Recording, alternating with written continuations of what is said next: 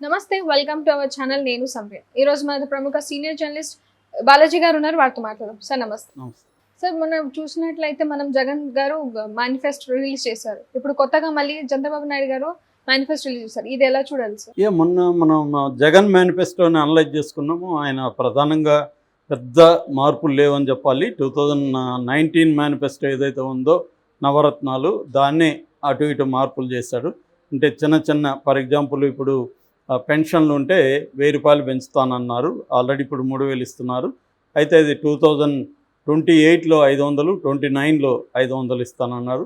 కాబట్టి ఆయన ఏం చెప్పారంటే, వాస్తవంగా నేను ఆలోచిస్తున్నాను, మన ఆంధ్రప్రదేశ్ బడ్జెట్ 2,20,000 కోట్లు ఉంది. నేను పెట్టే పథకాలకి 70,000 పర్ ఇయర్ అవుతుంది. అందుకని అంత ఇవ్వగలము, అంతకంటే ఎక్కువ ఇవ్వలేము. నేను దీన్ని ఆల్రెడీ 5 ఏళ్ళు మీకు తెలుసు, నేను చెప్పిన మాటకు కట్టుబడి 99% అమలు చేశాను. సో అవే నేను కొద్దిగా బెటర్గా ఇవ్వగలుగుతున్నాను. రైతులకు ఫర్ ఎగ్జాంపుల్ 13,500 పర్ ఇయర్ ఇచ్చేది ఇప్పుడు 16,000 చేస్తున్నాను. ఇలాగా కొన్ని మాట్లాడారు. ఫర్ ఎగ్జాంపుల్ అమ్మఒడి 15,000 ఉంది, దాని 17,000, తల్లికి ఏమో 15,000 ఇస్తారు, ఇంకొక 2,000 ఏమో స్కూల్కి ఇస్తారు మెయింటెనెన్స్కి.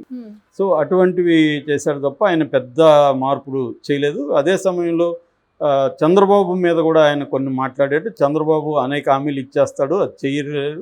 చంద్రబాబు ఇచ్చే హామీలకు 1,50,000 కోట్లు అవసరం అవుతుంది, నేను ఇచ్చేవాడికి 70,000 అవుతుంది. చంద్రబాబు ఎక్కడి నుంచి తీసుకొస్తాడు 1,50,000? సంపద సృష్టిస్తానంటున్నాడు. ఆయన ఏమేమి సంపద సృష్టించాడు? గతంతో పోలిస్తే నాద పరిపాలనలోనే ఎక్కువ ఉన్నది. జీడిపి గ్రోత్ నా దాంట్లో ఎక్కువ ఉంది, జిఎస్టీ నా దాంట్లో ఎక్కువ ఉంది, అప్పులు నా దాంట్లో తక్కువ ఉన్నాయి. ఇవన్నీ ఆయన కంపేర్ చేస్తూ చెప్పాడు. సో ఇప్పుడు చంద్రబాబు ఏమి హామీలు ఇచ్చాడనేది చూస్తే మేనిఫెస్టోలో ప్రధాన అంశాలు హైలైట్గా చెప్పుకునే మాత్రం నేను చెప్తాను. అందులో ఒకటి, నెంబర్ 1 మెగా డిఎస్సి. చంద్రబాబు ఎప్పటి నుంచో హామీ ఇస్తున్నాడు. తను అధికారంలోకి రాగానే ఫస్ట్ సంతకం కూడా మెగా డిఎస్సి మీద పెడతానంటున్నాడు. అది ఎంతవరకు నెరవేరుస్తారని చూడాలి. రెండోది, 5 ఏళ్లలో యువతకు 20 లక్షల ఉద్యోగాలు అంటున్నాడు.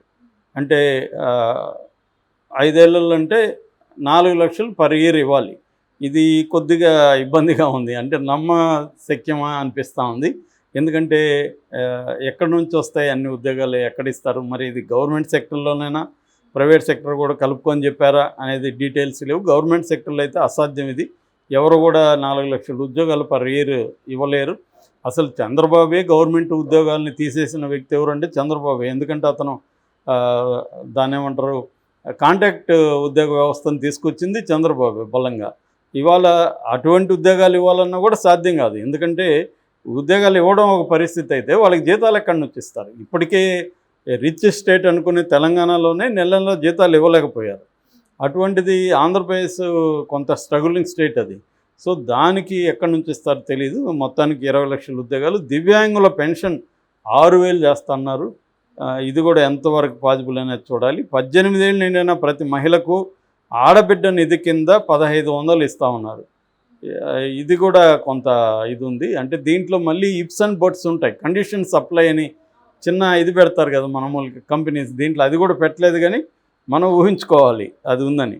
అట్లాగే ఆర్టీసీ బస్సుల్లో మహిళలకు ఉచితం, అది ఇక్కడ ఇచ్చారు, కర్ణాటకలో ఇచ్చారు, ఢిల్లీలో ఉంది, తమిళనాడులో ఉంది. దాన్ని చంద్రబాబు ఆల్రెడీ అనౌన్స్ చేశారు. అంటే ఆల్రెడీ 6 సూపర్ 6 అనేది చంద్రబాబు అనౌన్స్ చేశాడు. అవి ఒక రకంగా కాంగ్రెస్ వాటి. అవి కాకుండా షణ్ముఖ అదేదో వాగ్దానాలు, పవన్ కళ్యాణ్ అప్పుడు సాంస్క్రిట్ పదాలు వాడుతుంటాడు. అట్లా షణ్ముఖ అంటే కూడా 6 కదా. సో అట్లా మళ్ళీ ఏదో బీజేపీ ఏదో యాడ్ చేసింది, అన్నీ కలిపి ఇక్కడ పెట్టారనమాట. ఇక తల్లికి వందనం, ఏడాదికి ఒక్కో బిడ్డకు 15,000. ఆ మధ్య కూడా చంద్రబాబు స్పీచ్ల్లో ఎక్కువ మంది బిడ్డలు కనుక్కోండి నేను డబ్బులు ఇస్తానని చెప్తున్నాడు. మరి ఇది కూడా సాధ్యం అనేది చూడాలి. సో ఒక బిడ్డకు 15,000 అంటే కనీసం మినిమం అయితే 2 ఉంటారు, ప్రతి ఇంటికి 30,000 ఇవ్వాలి. మరి అది సాధ్యమని చూడాలి. అట్లాగే 3 గ్యాస్ సిలిండర్లు ఫ్రీ. సో 3 గ్యాస్ సిలిండర్లు ఎవరికి ఫ్రీ ఏంటి, ఇవన్నీ ఇంకా రాబోతాయి అన్నమాట. ప్రతి రైతుకు ఏడాదికి 20,000. జగన్ 16,000 అంటే ఇతను 20,000 అన్నాడు.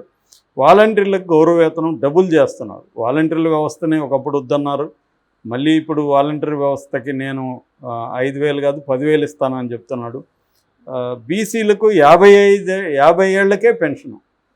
ఇది కూడా కొంత వాంఛనీయంగా నాకైతే అనిపించలేదు. ఎందుకంటే ఇవాళ యావరేజ్ మన స్పాన్ ఆఫ్ లైఫ్ అంటాం కదా, లైఫ్ ఎక్స్పెక్టెన్సీ 70 దాకా ఉంది ఇండియాలో.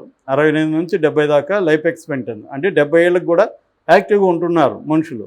అలాంటిది 50 అంటే వెరీ యంగ్ అన్నట్టు లెక్క. సో ఇప్పుడు పవన్ కళ్యాణ్కి 55 అంతా ఉన్నాయి, జగన్కి 51. వీళ్ళందరూ యంగే కదా.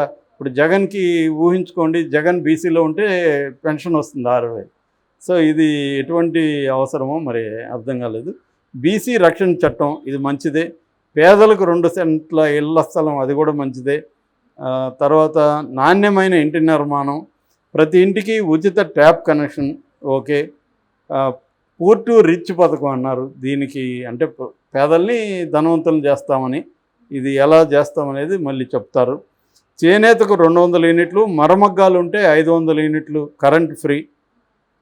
పండుగ కానుకలు, ఉచిత ఇసుక. మళ్ళీ చంద్రబాబు 2004 నుంచి 2014 నుంచి 19 దాకా ఇసుక పాలసీ ఉచితం అనింది. ఇప్పుడు అదే. దీనివల్లంతా ఏంటంటే ఈ నిత్య పథకాల వల్ల 2 సమస్యలు ఉన్నాయి. ఒకటి, గవర్నమెంట్ నుంచి డబ్బులు స్పెండ్ చేయాలి, గవర్నమెంట్కి వచ్చే రెవెన్యూ లేదు. ఇప్పుడు ఇసుక నుంచి రెవెన్యూ వస్తూ ఉంది, అది పోతుందిగా ఫ్రీ ఇసుక అంటే. సో అది. తర్వాత అన్న క్యాంటీన్లు, భూ హక్కు చట్టం రద్దు, పెళ్లి కానుక ₹1,00,000 ఇస్తానంటున్నారు పెళ్లి చేసుకున్న వాళ్ళకి. విదేశీ విద్యా పథకం, దానికి ఎంత ఇస్తారనేది తెలియదు. కరెంట్ ఛార్జీలు పెంచమని చెప్తున్నారు. ప్రతి రైతుకు ఏడాదికి 20,000 పెట్టుబడి సాయం, అది ఆల్రెడీ పాయింట్ వచ్చింది. వేట నిషేధ సమయంలో మత్స్యకారులను ఆదుకుంటాం. చిరు వ్యాపారులకు 0 వడ్డీ రుణాలు, ఆర్యవయసుల వ్యాపార అభివృద్ధికి ప్రత్యేక ప్రోత్సాహాలు, అక్వాకల్చర్ రంగం అభివృద్ధికి కోల్డ్ స్టోరేజ్ నిర్మాణం, ఫీజు రీయింబర్స్మెంట్ని పునరుద్ధరిస్తాం. అంటే ఇప్పుడు లేదని వీళ్ళ అభిప్రాయం, కానీ ఉంది అది ఫీజు రీయింబర్స్మెంట్ కూడా. తర్వాత ల్యాండ్ టైటిల్ యాక్ట్ రద్దు చేస్తాం. అసలు ల్యాండ్ టైటిల్ యాక్ట్ లేదని వైసీపీ వాళ్ళు చెప్తున్నారు, వీళ్ళేమో ఉందని వాదిస్తున్నారు.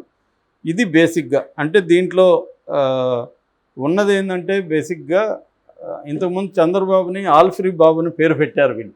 అలాగే అనిపిస్తుంది ఇది. ఎక్కువ అన్ని ఫ్రీగా ఇచ్చేస్తున్నారు. మరి అంత బడ్జెట్ ఎక్కడి నుంచి వస్తుంది? 1,50,000 కోట్లు సంవత్సరానికి. ఇక్కడ కూడా 1,00,000 కోట్లు కాంగ్రెస్ ఇవ్వాల్సి ఉంది. వీళ్ళు చేతులు ఎత్తేస్తూ ఉన్నారు. ఆల్రెడీ అర్థమవుతుంది మనకి.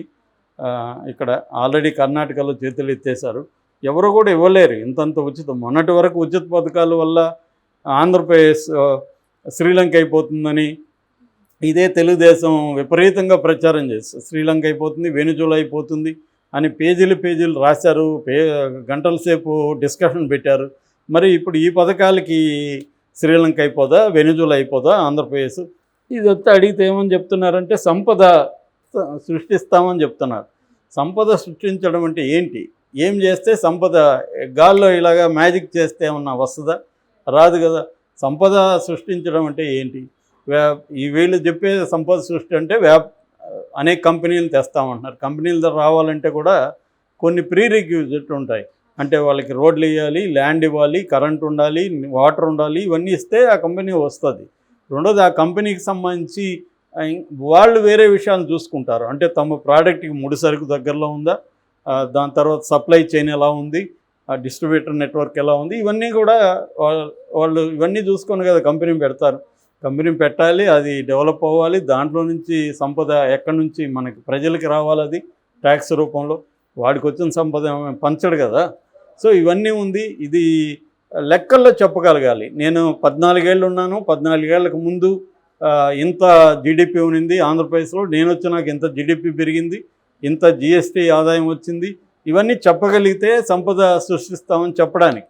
అవేమి లెక్కలు చెప్పకుండా గాల్లో మేము సంపద సృష్టిస్తామంటే ఎవరైనా సంపద సృష్టించే ఇవ్వాలి. ఒట్టి అప్పులే అంటే అన్ని అప్పులు చేయడానికి గవర్నమెంట్, సెంట్రల్ గవర్నమెంట్ ఒప్పుకోదు, రిజర్వ్ బ్యాంక్ ఉంటుంది, అన్నీ ఉంటాయి. అప్పులు చేయడానికి ఇదేమి ఒక రాష్ట్రం అంటే జాగిరి కాదు. ఇంకా రాబోయే కాలంలో రాష్ట్రాలకు ఉన్న అధికారాలు కూడా తీసేస్తున్నాడు మోడీ. ఆల్రెడీ ఇప్పుడే చాలా వరకు రాష్ట్రాలకు ఉన్న అధికారాలు కట్ అయిపోయినాయి. ఇంకా రాబోయే కాలంలో రాష్ట్రాలకు కూడా అధికారాలు ఏమి ఉండవు. ఈ కాంటెక్స్ట్లో ఇన్ని పథకాలు ఇచ్చేస్తే మరి రేపొద్దున ఒకవేళ గెలిపిస్తే ఈ పథకాలను అమలు చేయగలరా అనేది ఒకటే. మరి జనం నమ్మితేమో బ్రహ్మాండమైన విక్టరీ రావచ్చు ఈ పథకాల వల్ల. ఎందుకంటే జగన్ అయితే నేను ప్రతిపక్షంలో అయినా కూర్చుంటా కానీ అబద్ధాలు హామీలు ఇవ్వను అని చెప్తున్నాడు. మరి జగన్ని నమ్ముతారా లేదా ఆశపడతారా? చంద్రబాబును గెలిపిస్తే మనకి ఇంత డబ్బులు వస్తుంది, ఇంత పథకాలు అమలు అవుతాయి కదా అని ఏమన్నా ఆశపడితే మాత్రం ఇది ఉంటుంది. ఇదైతే కొద్దిగా రియాలిటీకి దూరంగా అయితే అనిపించే అవకాశం కూడా ఉంది. దీన్ని ఇంకా కొంత ఎక్స్ప్లెయిన్ చేయాలి. ఏ ఏ పథకాన్ని ఎలా ఇస్తాము అవన్నీ కూడా ప్రజలకి నమ్మకం కలిగే విధంగా కూటమి చెప్పాల్సిన అవసరం ఉంటుంది. అంటే మేము ఎంత అవుతుంది బడ్జెట్, దీన్ని ఎక్కడి నుంచి ఎలా తెచ్చిస్తాము ఇవన్నీ చెప్పగలగాలి. ఎందుకంటే ఆల్రెడీ తెలంగాణలో ఫెయిల్ అయింది, కర్ణాటకలో ఫెయిల్ అయింది, ఇవన్నీ జనాల మైండ్లో ఉన్నాయి. సో ఆల్రెడీ ప్రతి సభలో కూడా చంద్రబాబునికి నమ్మద్దండి, నన్ను నమ్మండి, చంద్రబాబు అబద్ధాలు చెప్తున్నాడు, అతను మోసకారని ప్రచారం చేస్తున్నాడు. సో దానికి కౌంటర్ నెరేటివ్గా వీళ్ళు కూడా కూటమి వాళ్ళు మేము ఎలా ఇస్తాము అనేది చెప్పగలగాలి. అప్పుడే దీనికి విశ్వసనీయత పెరుగుతుంది. మరి ఆ వైపుగా కూటమి నాయకులు ఏం చేస్తారనేది మనం చూడాలి.